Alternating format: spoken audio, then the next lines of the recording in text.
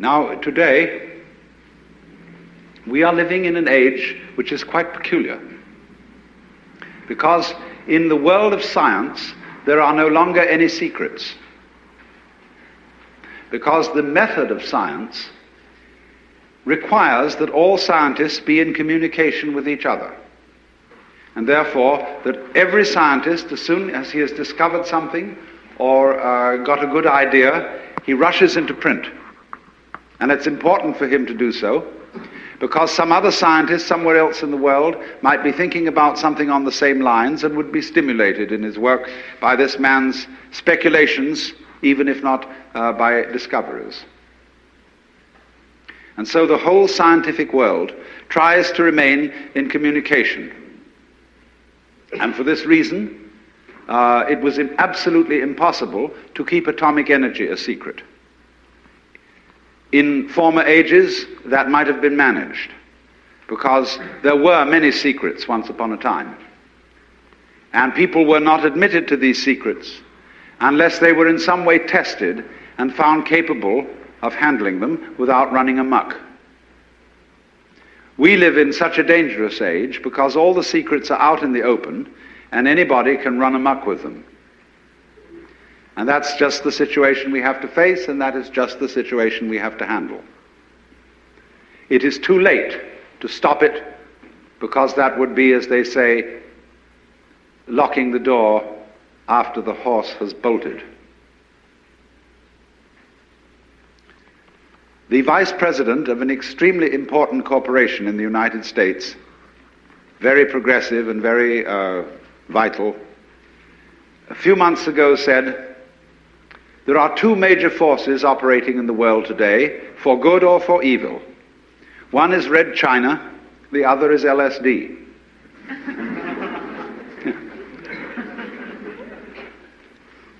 And there is a certain reason why such a thing as a certain chemical, which is capable of opening people's minds in a certain way, should be something extremely disturbing.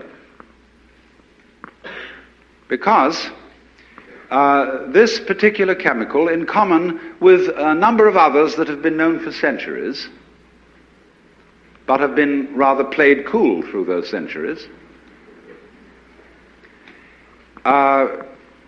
is capable of doing something which simply cannot be tolerated. That is to say, capable of letting properly prepared individuals, or sometimes improperly prepared individuals, in on a secret which is very closely guarded, and which is, as a matter of fact, the deepest and most fundamental of all our social taboos.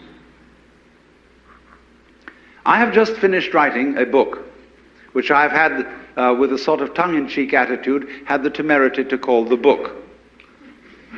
And it is subtitled, "The Book, you see, on the taboo against knowing who you are." Because that is really the thing that cannot be let out. Ask yourself this: for what reason would a person be considered hopelessly insane? What sort of claims must a person simply not make?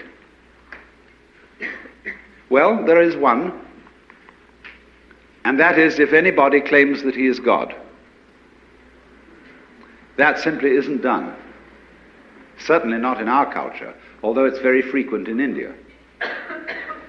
But in our culture, that is simply not allowed, because we, most of us, from a Christian background, and if not that, from a Jewish background, and there's a great deal in common, because both Christians and Jews are deeply concerned about somebody called Jesus Christ. Both Christians and Jews are, in a way, followers of Jesus Christ in different ways. He is a problem to both, because he was the man who came out and discovered he was God. And that simply is impermissible. The Jews handled it in one way. The Christians handled it quite as effectively in another way. The Christians handled Jesus perfectly, even more tactfully than the Jews, by putting him on a pedestal and saying this was the only man who ever was God, and nobody else was really so before, and certainly nobody can be so afterwards. Stop right there. Put him on the altar, bow down to him, worship him, so that everything he had to say will be null and void.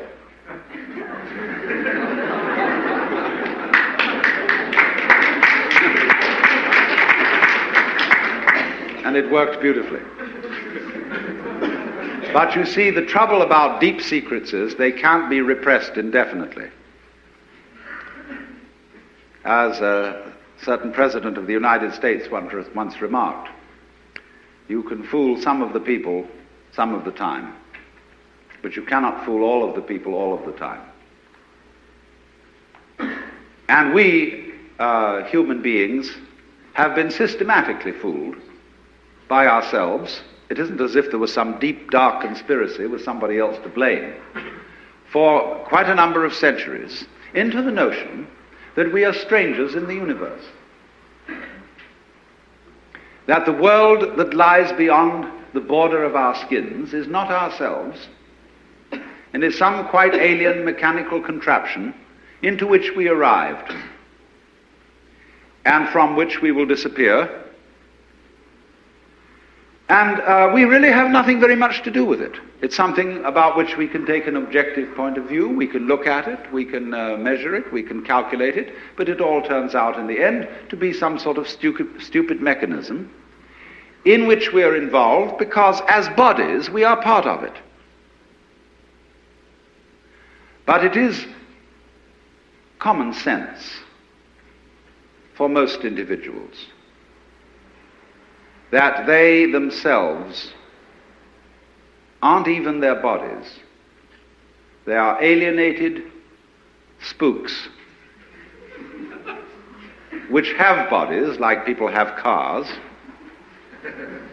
and in which they go around and confront the external world as if it was something in which you were trapped. And children can say to their parents, I didn't ask to be born. Just because of your funny love affairs and all that, I got mixed up in this world, and you are responsible.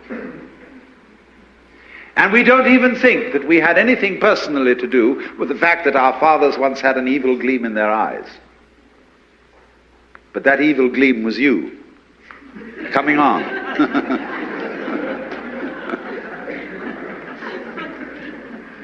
Only you see, by this idea of our own identity that we have, we're able to disclaim responsibility for all kinds of things. And say, no, it was my parents. See, if there's a fellow taken in juvenile delinquency, and he knows a little Freud, he can say, well, I couldn't help it because I was psychoanalytically fouled up when I was a baby. Even before perhaps I was born, my mother had all sorts of complexes. And then if he gets away with that, the people in the press say, for juvenile delinquents, the kids should not be punished, but the parents. And the parents say, hey, wait a minute. We got fouled up by our parents, and we're pretty bad parents, we admit, but our parents before us brought us up in a certain way that we're hopelessly neurotic, and we can't really raise children, but we have to. So everyone can pass the buck all the way down the line. The woman that thou gavest me, she tempted me, and I did eat. And then when God wagged his finger at the serpent didn't say anything. Because the serpent knew the answers. He knew the thing which must not be admitted, that the left hand goes with the right hand, that black goes with white, and that you wouldn't know what white was unless you knew what black was, and that you wouldn't know what is was unless you knew what isn't is, and you wouldn't know what here is unless you knew what there is, and you wouldn't know what you meant by self unless you knew what was meant by other.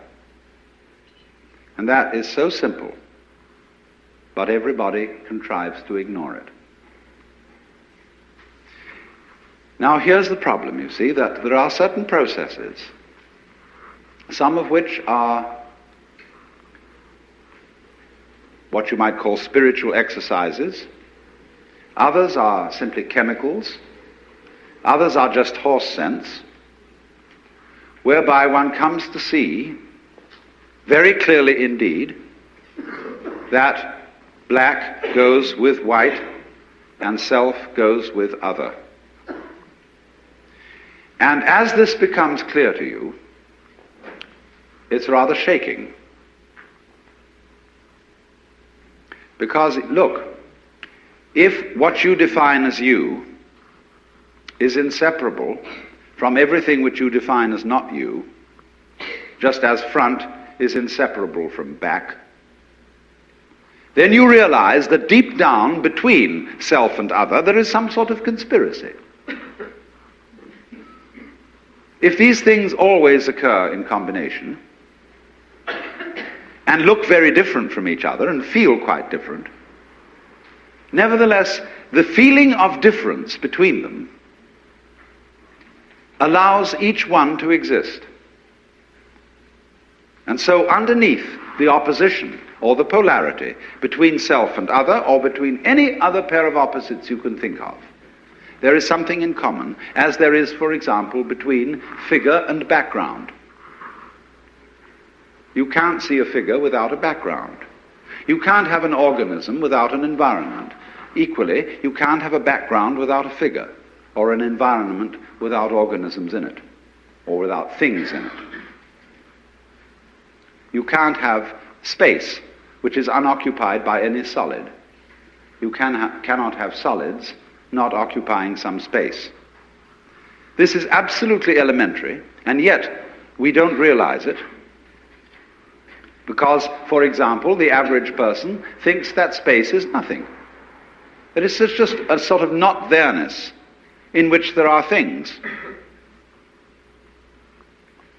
And we are slightly afraid that not-there-ness, that nothingness, that darkness, that the negative poles of all these oppositions will win.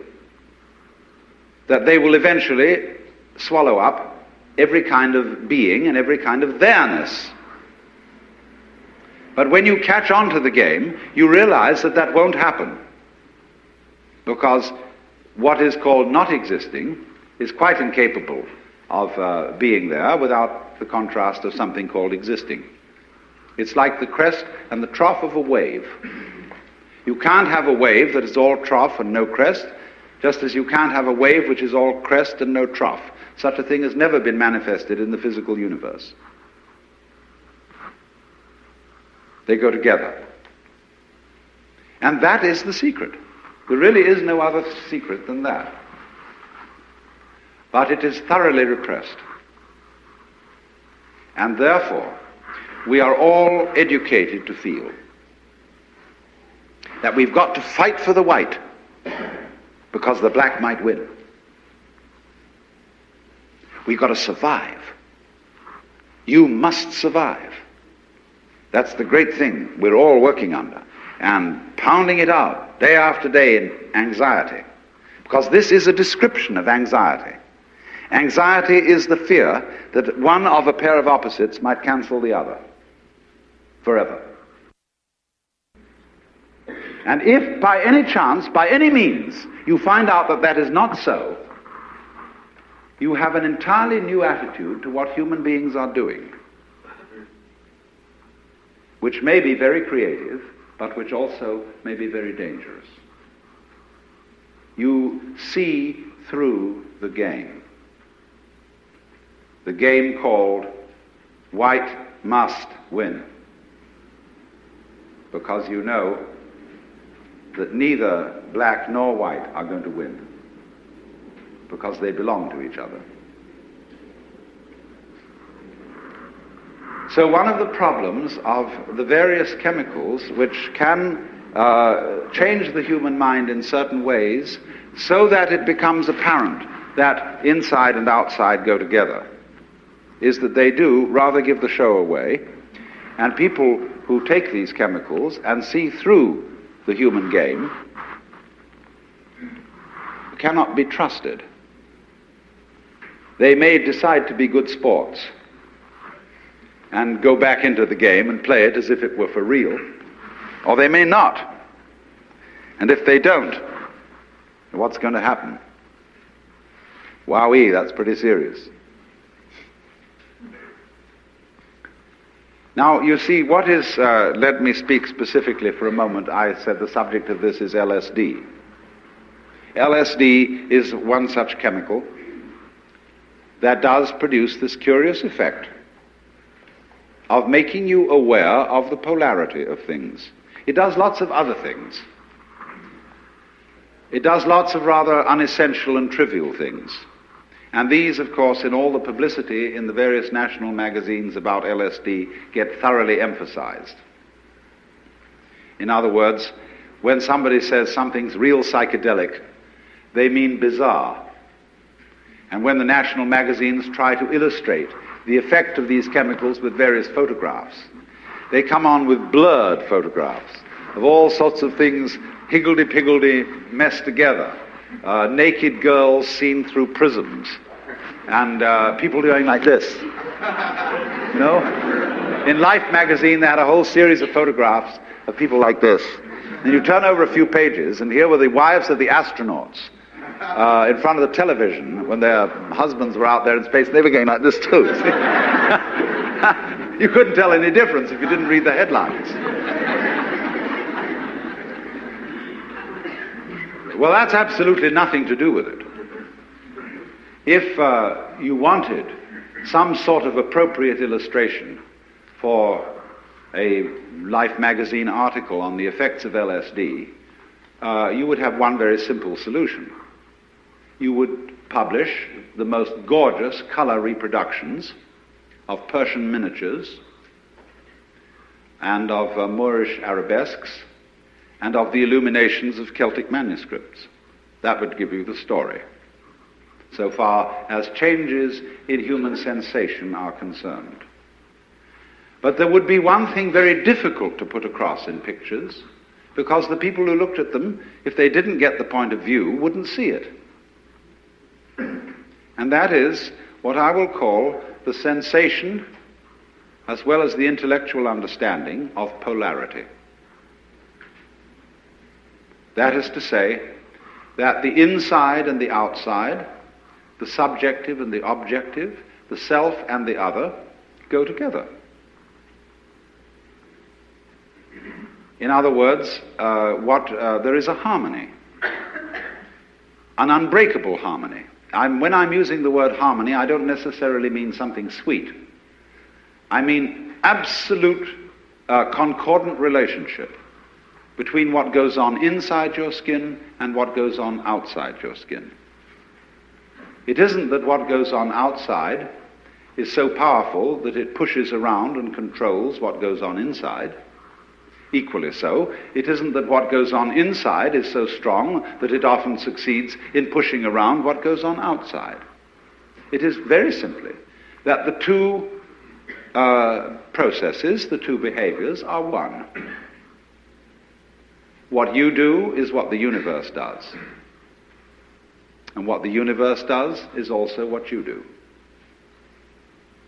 Not you in the sense of your superficial ego, which is a very small, little tiny area of your conscious sensitivity, but you in the sense of your total psychophysical organism, conscious as well as unconscious.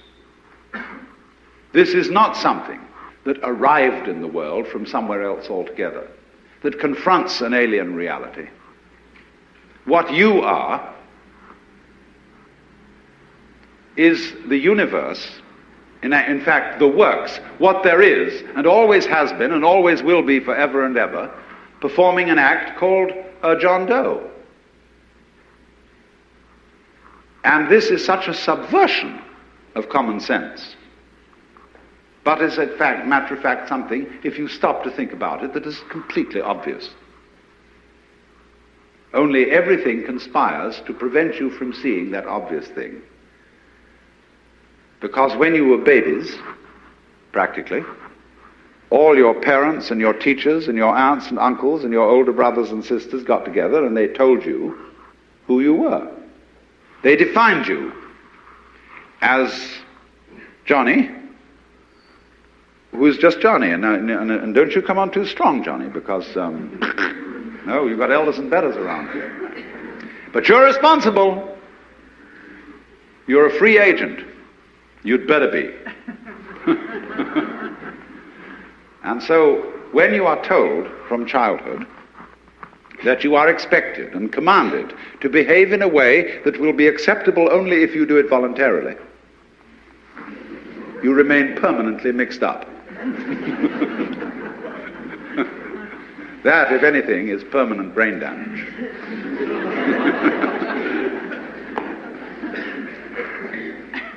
So, but that's the idea, you see, because that's the game we're playing. You started it. I didn't. See? That's the game we're playing. And we can make all kinds of complexities out of that, and really, in a way, have enormous fun. But once anybody sees through that,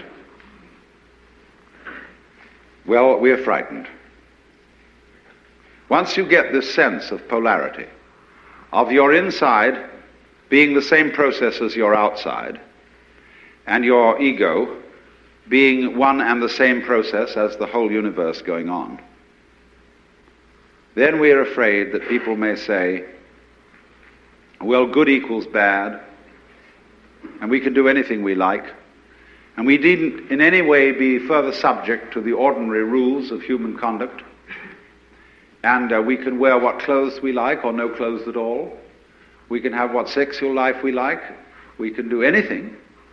And we are going to generally, because the world is being rather oppressive towards us, challenge the whole thing and run amok. And a lot of people are doing just exactly that. So I want to introduce into this whole problem some ancient wisdom.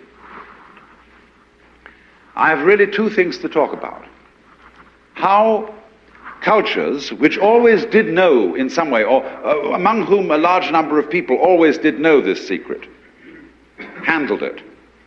And then I want to make some observations about how we're trying to handle it and how it's not going to work. Among the Hindus and among the Buddhists, this view of the real identity of a human being has always been known, at least by a very influential minority. The central doctrine of the Hindu way of life, I call it that rather than a religion, is in Sanskrit tattvamasi. You're it. To put it in a kind of colloquial way. You're it. And it is the which than which there is no whicher, which they call the Brahman, or the Atman with a capital A, meaning the self.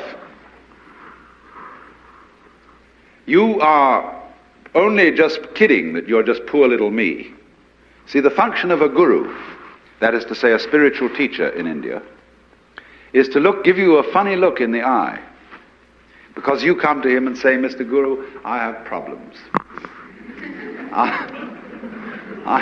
I suffer, and it's a mess, and I can't control my mind, and I'm miserable and depressed, and so on. And he gives you a funny look. And you feel a bit nervous about the way he looks at you. Because he's reading your thoughts. And this man is a great magician. He can read everything that's in you. He knows right down into your unconscious, and you know all the dreadful things you've thought, and all the awful desires you have, and you are rather embarrassed that this man looks right through you and sees them all. But that's not what he's looking at. He's giving you a funny look for quite another reason altogether. Because he sees in you the Brahman, the Godhead, just claiming it's poor little me. And he's going to eventually, by all sorts of subtle techniques that are called in Sanskrit upaya, that in politics means chicanery, and in spiritual education means skillful pedagogy. he is going to try and kid you back into realizing who you really are. That's why he gives you a funny look. And why he seems to see right through you. As if to say, Shiva, old boy, don't kid me. I know who you are. But you're coming on beautifully in this act that you're somebody else altogether. And I congratulate you. You're doing a wonderful job playing this part, which you call the person, my person. You know, a person is a fake. The word means a mask. So if you read books on how to be a real person, you're reading books on how to be a genuine fake. The word persona, as you know, means a mask worn in Greco-Roman drama. So if you come on to the Guru and say, well, he asks you who you are, Sri Ramana Maharshi, when anybody came to him and they said to him, as people do, who was I in my last incarnation? Or will I be reincarnated again? He always replied, who's asking the question?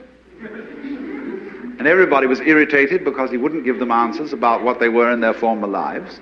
He just said, who are you? And he looked at you. Have you looked at photographs of this man? I keep a photograph of him close by because of the humor in his eyes. They're looking at you with a dancing twinkle, saying, come off it.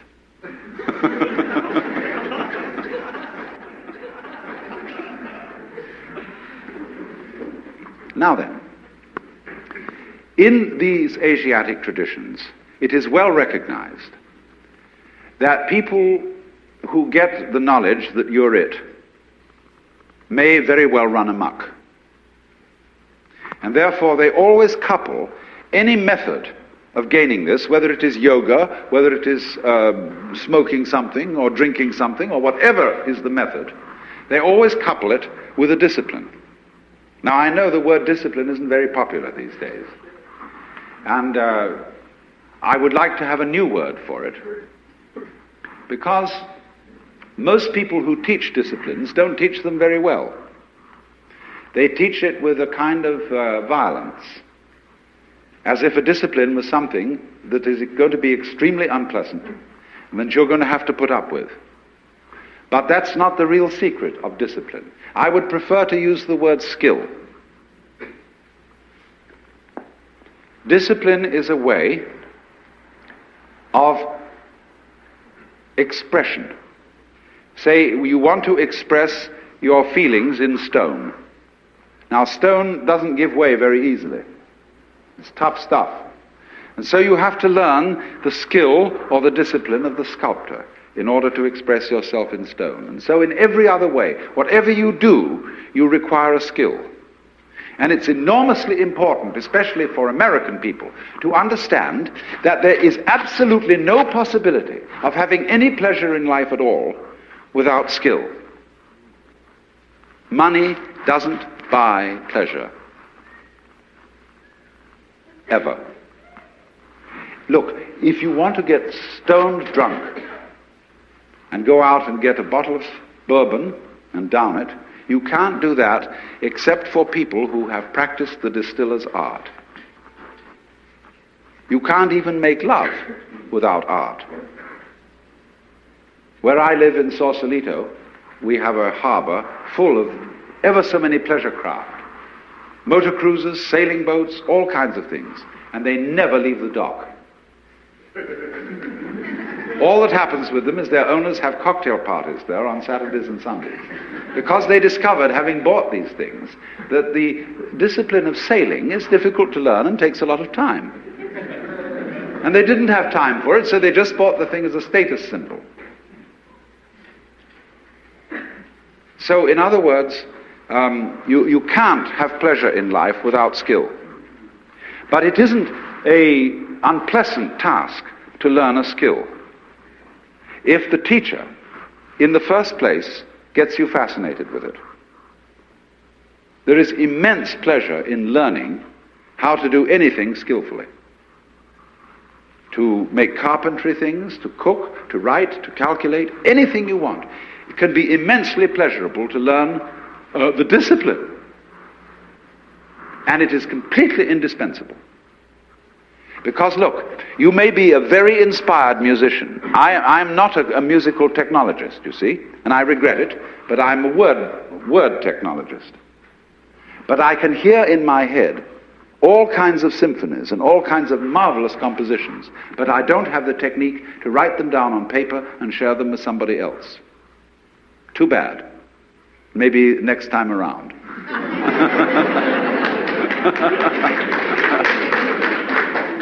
But you see, so far as words are concerned, I can express ideas because I have studied language. And I have worked very hard. Not that I didn't like it, I intensely enjoy the work of writing a book, although it is difficult. But it's fascinating to say what can never possibly be said. So, you see what's happening. What you have to do, you have inspiration, but then you have to have technique to incarnate, to express your inspiration. That is to say, to bring heaven down to earth, and to express heaven in terms of earth. Of course, they are really one behind the scenes, but there's no way of pointing it out unless you do something skillful. You see, we are all, at the moment, absolutely in the midst of the beatific vision. We are all one with the divine, or some, I don't like that sort of wishy-washy language, but we are all there. But we are so much there that we're like fish in water. They don't know they're in water. Like the birds don't know they're in the air because it's all around them. And in the same way, we don't know what the color of our eyes is. I don't mean whether you've got blue or brown eyes, but the color of the lens of your eye. You call that transparent, no color. See, because you can't see it. But it's basic to being able to see anything. So in order to find out where you are, there has to be some way of drawing attention to it. And that involves skill. Upaya in Sanskrit. Skillful means. So, it's all very well. Anybody can have ecstasy. Anybody, as a matter of fact, can become aware that he is one with the eternal ground of the universe. But since that's what you are anyway, I'm going to ask, so what? When a hero goes on an adventure, and he leaves his people, and is going to a strange land, he can go away and just hide himself round the corner in an obscure house, and then appear a year later and say, I've been on a heroic journey, and tell all sorts of tales. And they say, prove it. Because they expect him to bring back something which nobody has seen before. Then they believe you've been on a journey. And so in the same way exactly, anybody who goes on a spiritual journey must bring something back. Because if you just say, oh man, it was a gas. Anyone can say that. Now this is why in the doctrines of Buddhism, there is a differentiation between two kinds of enlightened beings. They are both forms of Buddha, which is to say the word Buddha means somebody who has awakened, who has discovered the secret behind all this. In other words, all this thing we call life with its frantic concerns is a big act, which you, in your unconscious depths, are deliberately setting up. So you can do one of two things when you discover this. You can become what's called a pratyeka Buddha. That means a private Buddha who doesn't tell anything. Or you can become a bodhisattva. A pratyeka Buddha goes off into his ecstasy and never is seen again. Bodhisattva is one who comes back and appears in the everyday world and plays the game of the everyday world by the rules of the everyday world. But he brings with him upaya. He brings with him some way of showing that he's been on the journey, that he's come back, and he's going to let you in on the secret too. If you'll play it cool and also come back to join in the everyday life of everyday people. Because this is the rule. If the world is dramatic, if the world, as the Hindus say, is a big act put on by the divine self, one of the rules of coming on stage is that you don't come on as yourself. You come on as the part that you're going to play. It's very bad form if an actor always acts the same way. That's what's called a star, as distinct from an actor. A real actor can become anything.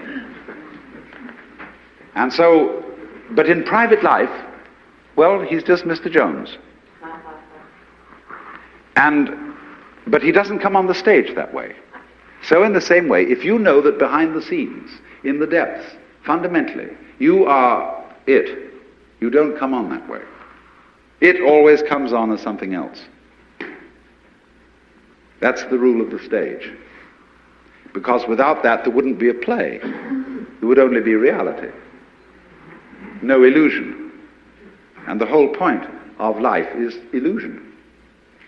From the word Latin ludere, to play. Showbiz. The show must go on, so don't give it away. But the truth has a way of leaking. It gets out. But then the important thing is, you see, when the truth gets out, those who catch hold of it must find a way of staying in contact with what society calls reality.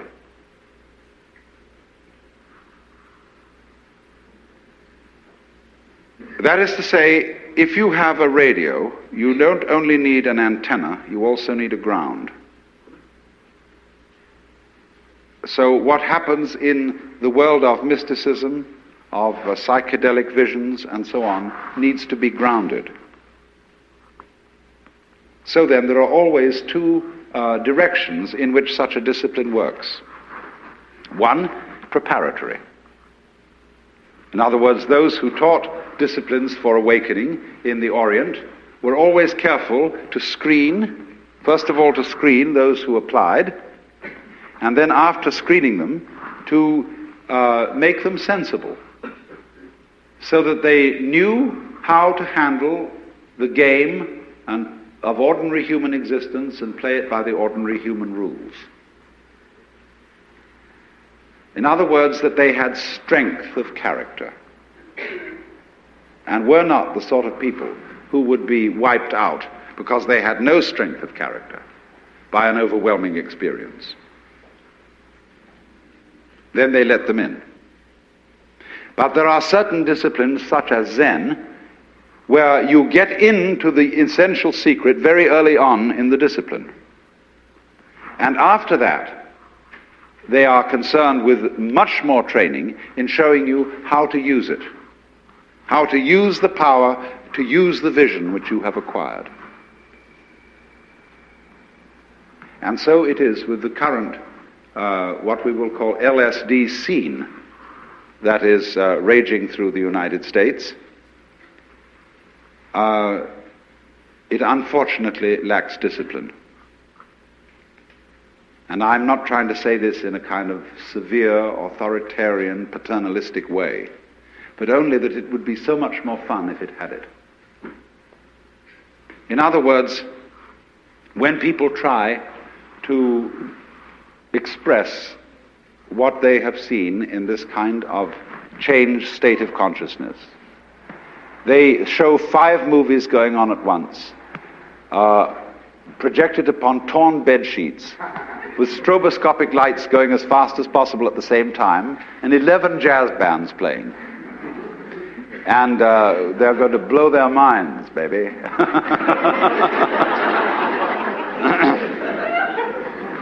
And everybody else who hasn't seen this thing look around and say, well, it's a mess.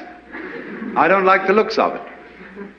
Let's suppose that while you were very, very high on LSD, you looked into a filthy ashtray and you saw the beatific vision, which is, of course, the case, because wherever you look, if your eyes are open, you will see the face of the divine.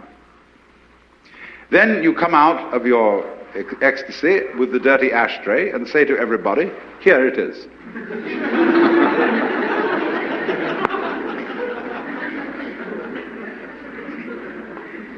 No. There is a possibility, if you are an extraordinarily skillful painter, or even photographer, of presenting the dirty ashtray so that everybody else will see almost what you saw in it. But you will have to have a technique which will translate every grain of ash into a jewel, because that's what you actually saw. But that requires mastery of an art. And I'm afraid people think that all it's necessary to do is just throw out any old thing, because under that transformed state of consciousness, any old thing is the works. But nobody else can see it if they haven't shared that point of view. So then, this becomes, for us in the United States, an extremely important social problem. The cat is out of the bag.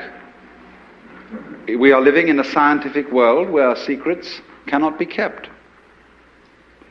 And anyone, anytime, can pick up something which will short-circuit all the ancient religious techniques, yoga practice, meditation, etc., etc. This is all very embarrassing, but it will happen, not for everybody, but for a lot of people.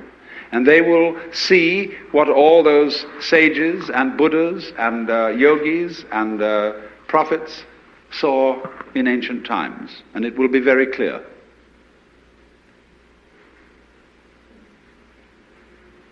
So what? So you see, you can say, look at all these people who haven't seen it. This is a temptation. Look at them all going about their business, earning money and grinding it out at the bank or the insurance office or whatever it is every day, and how serious they look all about it, and they don't really know it's a game. And you can cultivate a certain contempt for people like that. But it's very, very bad to do that. Because, of course, don't forget, they have a certain contempt for you. You see, always the nice people in town who live in the best residences, they know that they're nice, because there are some people on the other side of the tracks who are not nice. And so at their cocktail parties, they have a lot to say about the people who are not nice, because that boosts their collective ego. There would be no other way of doing it. You don't know that you're a law-abiding citizen unless there are some people who aren't. And if it's important to you to congratulate yourself on being law-abiding, you therefore have to have some criminal classes, outside the pale, of course, of your immediate associates. On the other hand, the people who are not nice, they have their parties. And they boost their collective ego by saying that they're the people who are really in. Whereas these poor squares who deliver the mail faithfully and who carry on what you call responsible jobs, they're just dupes. Or when they earn their money, all they do is they buy toy rocket ships with it and go roaring around and so on, and they think that's pleasure. So the people who are not nice boost their collective ego in that way. Neither of them realizing that they need the other just as much as a flower needs a bee and a bee needs a flower. So when you see the people who you think are not in on the secret, if you really understand, you have to revise your opinion completely and say that the squares are the people who are really far out, because they don't even know where they started. See, an enlightened Hindu or Buddhist looks at the ignorant people of this world and says, my respects. Because here I see the divine essence, having altogether forgotten what it is, and playing the most far-out game of being completely lost. Congratulations. How far out can you get?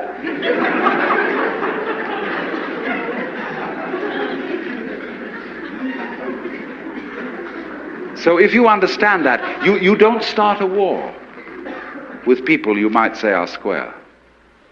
Don't challenge them. Don't bug them. Don't frighten them. The reason is not because they are immature, because they are babies, and you mustn't scare babies. It's nothing to do with that. You mustn't frighten them because they are doing a very far-out act. They are walking on a tightrope, miles up. And they've got to do that balancing act, and if you shout, they may lose their nerve. See, that's what we call the responsible people of the world are doing. It is an act, it's a game, just like the tightrope walker. But it's a risky one. And you can get ulcers from it, and all sorts of troubles.